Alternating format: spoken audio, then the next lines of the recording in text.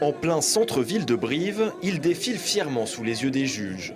Des bovins race limousine de compétition qui exposent aux yeux des visiteurs la crème de la filière en Corrèze. Mais au milieu de cette effervescence, les éleveurs ne cachent pas leur inquiétude face aux difficultés que rencontre le secteur, notamment dans le contexte climatique actuel. S'il ne repleut pas, l'automne va être compliqué.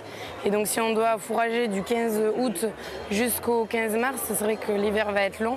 Après voilà, on espère un automne pluvieux, on essaie de garder le moral. Après c'est vrai qu'on va essayer de vendre les broutards du coup plus tôt. Parce que du coup l'aliment a augmenté aussi. Mais on va essayer de faire face. Il faut rester optimiste.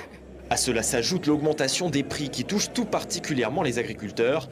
Certains éleveurs parlent d'une hausse de 40% de leur coût de production. On a les charges qui ont augmenté, mais par contre, c'est vrai que le prix de nos bêtes n'a pas augmenté, et ça depuis beaucoup d'années. Filière d'excellence de la race limousine, le veau sous la mer est particulièrement touché par l'inflation, notamment du prix de la poudre de lait. De plus en plus d'éleveurs se tournent vers le broutard, plus rentable. Sur l'année 2022, on va avoir entre 30 et 40% de baisse de production de veaux sous la mer. Si la poudre de lait ne baisse pas ou si le prix à la viande n'augmente pas, dans les années à venir, ça va devenir compliqué. Pour que le veau sous la mer redevienne viable, il faudrait une augmentation d'1,50 € par kilo de viande. Les éleveurs comptent sur la baisse de la production pour provoquer une hausse des prix. Reste à savoir si le consommateur pourra suivre.